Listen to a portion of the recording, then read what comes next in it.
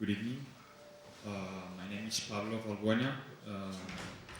I'm going to get this topic in a quite different way from my personal approach. My background is architecture. I studied architecture in Spain, but now I'm working as an artist, and I'm going to talk about my view of. I'm basically researching about the space, but in a quite different way. Not that much talking about function, but researching into other more abstract concepts, how we perceive the space, how we can engage with the space, how we can manipulate the space. And for me, it's quite important the relationship between physical space and how we perceive it. I'm going to try to be quite fast because this. Sorry if I skipped some slides, but it was intended for. This presentation is a bit more long, but so I will try to be fast. I'm going to talk about in the first block about some things, some ideas behind my work that I think are important and that could be related easily to what we are talking about how to work with the urban space. I'm going to talk about some ideas about recent spatial research about perception and what I call augmented spaces, and just also showing some recent works. I'm going to do a very short demo and show a video of a recent work. Talking about spatial research, I'm really interested in how space can be taken to another level. We are used to perceive space in a three-dimensional basis. We are used to design space in a three-dimensional basis, but I'm really interested in how space can be thought as something with a different layers, not just the three-dimensional approach. I'm really interested into the links between space and time. From this point of view, like the first cinema. This is some slides from Edwin, and he was really starting to link this idea between the moving image, between space and how this space is being transformed. I think in this case, film has been very important. I'm really interested also in cubism and how it's starting to change the relationship in space between the different elements that compose one object, for example, and how this can be broken, how this can be reassembled, how this can be put together in the same plane. In the end, it's thinking about time and space in a different way. These are some works from Constant. Yes, it belongs to the situationistic movement, and it's really related on how we set up a system that can be arranged by the person who gets there. Not focusing that much into defining a certain space, but defining how this space can be transformed. It's really focused on the experience about this space and how this space can be transformed by the people who are inhabiting it. The other topics that I'm really interested in cinema now, as we talk about Muybridge, there are some really interesting approaches about how we treat space, how we treat time and space as something that cannot be disconnected. And film, for me, it's something that has been get very far in these terms. All these, we can talk. There's not time to talk about the phenomenology and how Bergson or Deleuze or certain ideas of how time can really get very melted with space. Now, there's something that I'm also really interested in, and I think that this is very important for the public space, and it's not really visualized right now, is how the new information technologies are affecting the way we live. It's if we think about how we can live without email. Right now, it's difficult. And in terms of work, obviously, but how these connections are established, and they don't really get into a physical level or into a city level with a very clear visualization. I'm really interested into these different layers that could that could be related to space, and that somehow takes a space to another dimensions, to other levels. in the end is starting to think about the space, about the layer space, the n-dimensional space, augmented spaces. My point of view is try to reach to this next level of a space or space research with perception. I'm really interested into, instead of working with a physical object, like working with a space as something physical, I'm really interested in to work with what is in between, with the medium. If you think about it, when we perceive an object visually, what we are perceiving it's not the object itself, it's something that is reflected, the light that is being reflected into the object, and it's getting into our eyes, getting the information about the frequency color, about how the light is reflected there, and we are getting that information into our eye, some sort of memory of that object, and we are interpreting it as a real object, as a real perception. But we are not perceiving directly, we are perceiving what is in between. I'm really interested into taking this idea and start working, instead of if we perceive a certain object, the perception makes us see it as obviously the same object. If we change the object, the perception changes. But what happens when we start working in between and we start altering, we start adding stuff, we start changing the perceptual qualities of an object, not altering it physically, but altering how we perceive it, working with light, working with sound. I'm really interested into taking, instead of working with volume, working with mass, working with material things, trying to work with how we perceive it and change the spaces with this idea. This idea of space plus perceptive intervention is what I call the augmented space. And for me, a good example is the work of James Starrell. For example, it's really a good, for me, it's a great inspiration. This was done in the 60s. It's just really, just with very simple projections of light, he's able to open spaces to make you see what it's not there. No? And I'm really interested into this idea of just, in my case, through light, just being able to show things that are not there or interpret a certain space in a way that it's not physically there. I'm going to go quickly through some recent works.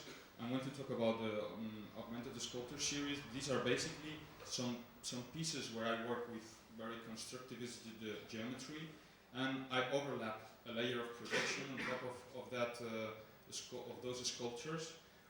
So basically, for you to get an idea is if we would take a picture of an object with a certain lens and we project the same picture from the same point of view, you would overlap the picture with the object. You're going to see later, and it's going to be a bit more clear, but the idea is to work not with the object but with the projection. So when we start manipulating the light qualities, the shadow, the light qualities of the projection, we can really have we can really give the illusion that we are manipulating physically the object. These are some first models, really small scale models, just very architectural-like models. These are some sequences showing the progress of certain projections on top of that model. This is the first model that went up a bit bigger in terms of scale. It really, the change of the scale was really quite surprising for me in a way, because you really, when you start thinking about not in an objectual basis, but thinking about how you are surrounded. Now is this change between a sculpture and architecture? Now how a sculpture, somehow I perceive it as something that you can control you can walk around, you can control in a more, it's this idea about exterior and interior. Now the scale really is changing a bit this perception of how you are involved in this space. No? These are some other shots of the same sculpture. These are some different levels of the same sculpture.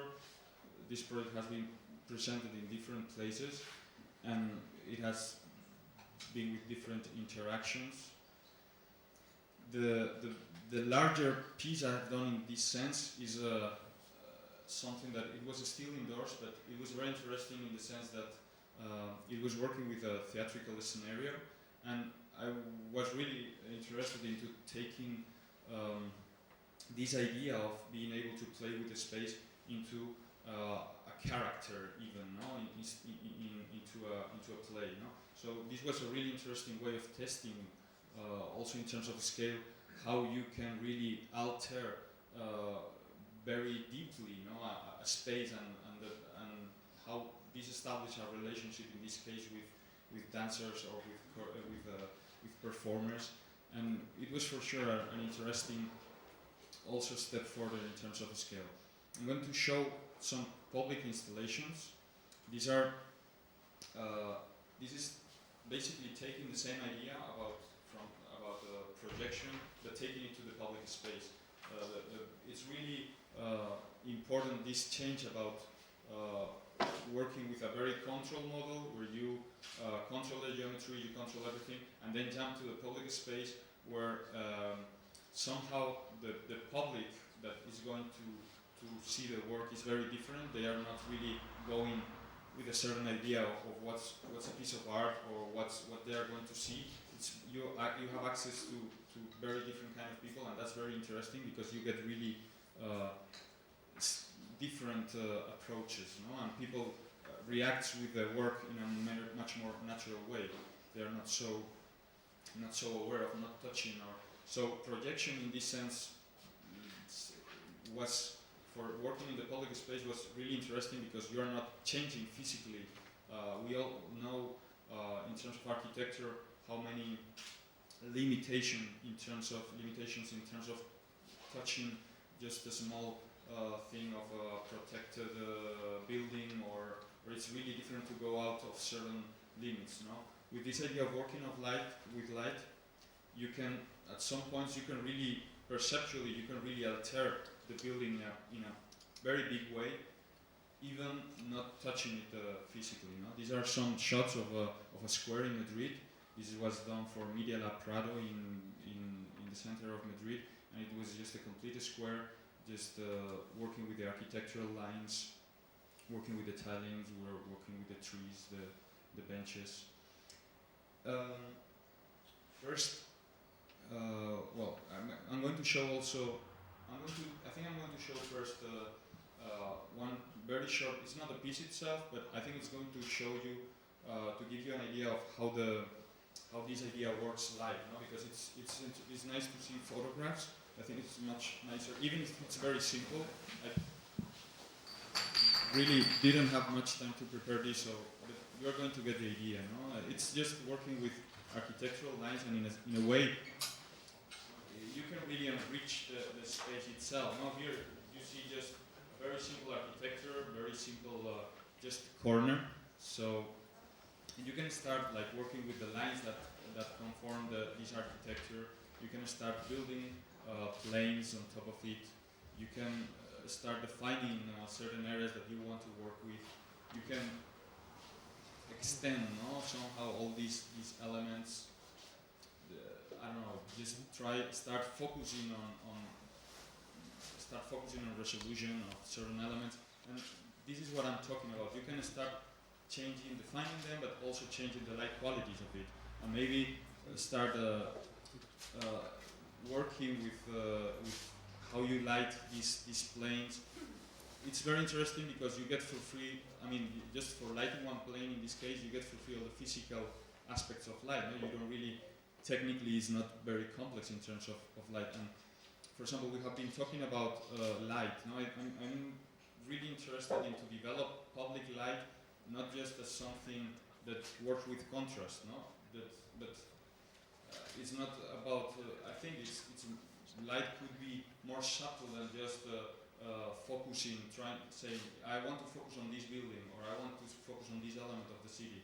I think could be much more rich in a way, and try to, for example, to develop, I don't know, but even certain elements, talk about certain elements of an historical building, or I think this is just a layer of information added to real architecture in a way, and I'm using it for more abstract spatial research, but this could be used for showing circulations of a of a city. We were talking before about how this idea of projection could depict like abstract architectural ideas, no? How how long somebody stays in the same place for some time, no? And you could even have a map of a certain area of people. So I think, yeah, with this you can have an idea of how easy it is perceptually. Just around, you can really see how the light changes very easily just with a very simple light approach. No?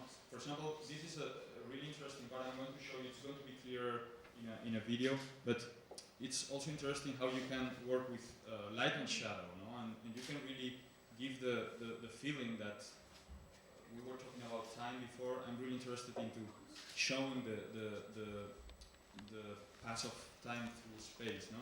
And with light and shadow, you can somehow really give this feeling.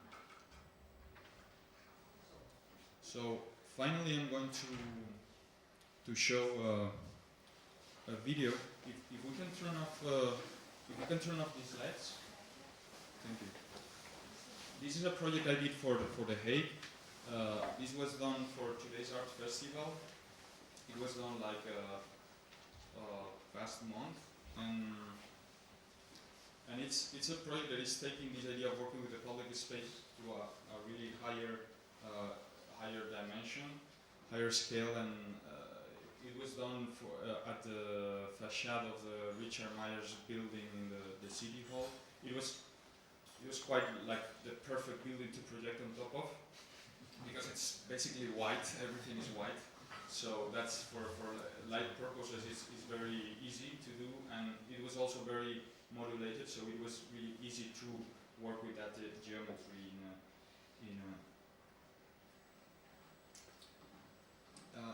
the video has some slight audio. If we can.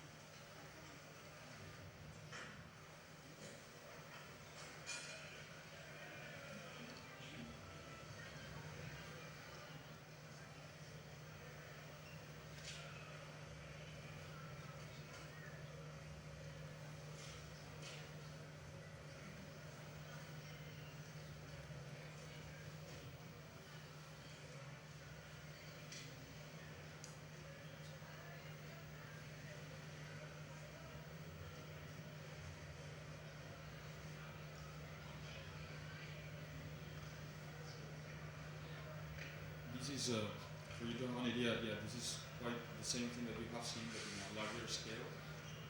Everything is recorded directly live there, so it's just the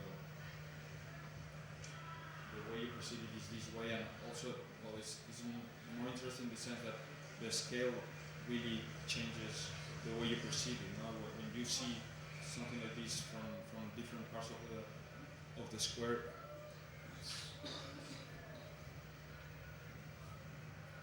It's quite different than just watching on video.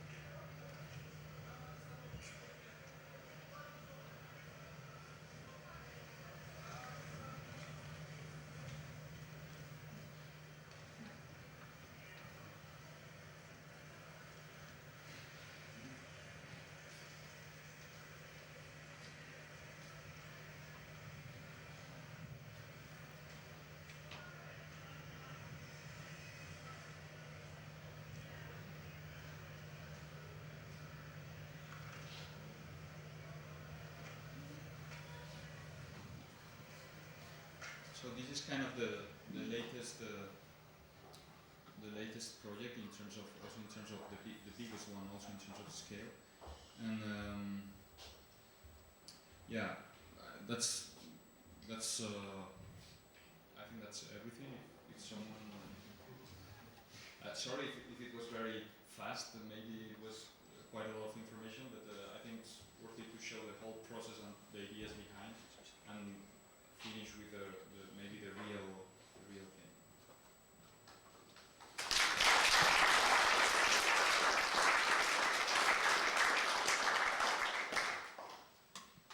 Does anyone have a question for Pablo?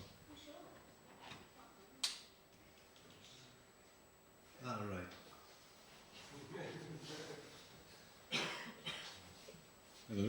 I was wondering how modular your piece is. If you'd like to put it in another place, like one you had in The Hague right now, every time do you have to sit down and model the whole system and think of how it should reflect and all, or is it an automated system where you just put it and it measures it? And you have to remodel it. It's not automated at all. It's very site specific. So it's working with the building itself. I work in 3D, so I work in 3D and then project the geometry from the same point. But, well, theoretically it should be as easy as that, but it's not. In the end, it's not that easy. But it takes some time to adjust the projection. The good thing is that once you have adjusted, you have really a frame to keep working and to keep even. I mean, you can leave some projection for a certain time or for a certain part of the year, and then at some point you can decide to change it, no, and do a different thing. So it's also interesting to think this as a work that could be developed in time and changed and maybe suit to different necessities. So. And in the project which you showed before with the square, with the benches, were people actually using the square while you were projecting on it? Actually, that was one of the nicest things, because when you do work in the public space, you get for free a lot of reaction from the public that you don't expect at all. And it was funny to see there were some lines being building the geometry of the square, and it was really nice to see there were dogs and children running just with the lines and following everything. People really wanted to interact also with how the shadow is perceived into all this projection. So it's nice to put the work and see how people react, and then you get a lot of feedback for the works, or you discover new approaches. No? But people tended to really get in the space. Did you ever make this in a more permanent version? This was quite permanent. This is started for something that is called Noche en Blanco, like the Nuit Blanche in Paris, or like kind of this festival for 1 year, or 1 night or 2 nights. And this was they liked it, and it has been for nearly 9 months. So this was quite permanent. And the Hague installation, it's going to probably also develop into something more permanent, hopefully. But so the first approach is usually quite fast, but it's true that once you have it running, it's interesting to. I mean, it's nice to have the time to develop, to see how people react, to change some stuff. So, but this one was for 9 months, I think.